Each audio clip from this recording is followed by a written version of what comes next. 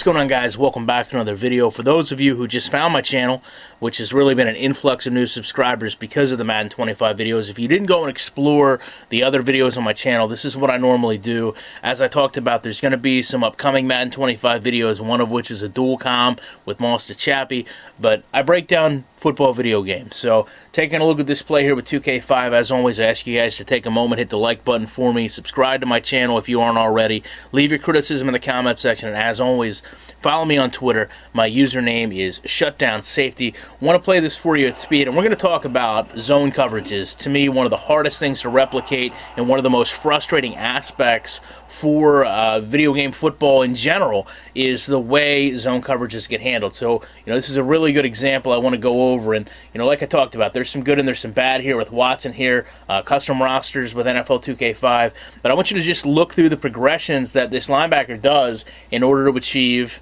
this interception. I mean, initially you can see, and again, first of all, I don't like these quick cuts. I mean, you're going to see him do about a 290 here without ever touching the ground. I mean, that's certainly something we don't want to see anymore out of football games that are physics-based. Clearly this game wasn't, but still, those super angle cuts with no ground touch need to be completely removed. You can see initially, at least I get the sense that he's kind of staying in a little bit to shade the halfback. You can see the head tracking there. Either he's looking at the halfback or the quarterback, but it really seems like it's geared more toward the halfback. And then he starts to maybe realize that the halfback isn't coming out to be a threat in passing and is staying back to block. So he kind of starts to move over and shade the area that Nene there off to the right of the screen for you is running. And then, of course, one of the biggest issues we have when we talk about, comparing these games or discussing this in terms of simulation is when is it okay for him to go off to another target without any interaction. So right now he's clearly looking over at least at the wide receiver, if not shading the complete right side of your screen.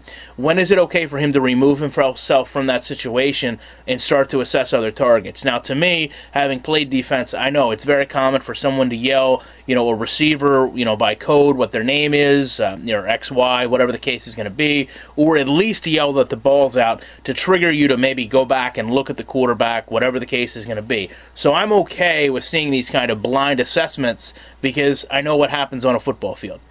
Now, he's going to go ahead and break off, shading the nay, and then look over to the quarterback roughly a second, 2 seconds after the ball's been thrown. And to me, like I said, that doesn't show, that superhuman reaction where the ball's thrown instantly, he looks over, knows where it is.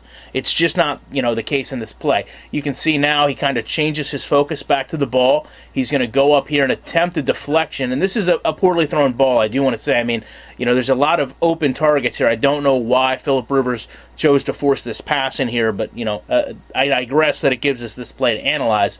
And you can see he goes up, and he doesn't really have the best hands, of course, being a linebacker.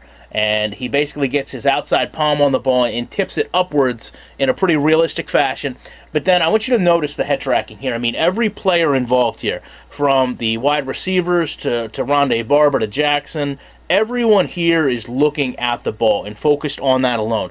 No one else is spinning or doing anything else. You can see I've taken user control of Jackson in the background, and as the ball gets tipped up, you can see Watson goes and extends out and actually is able to complete this interception fairly seamlessly. I mean, the ball didn't have to spin 1,000 different ways to get into his hands.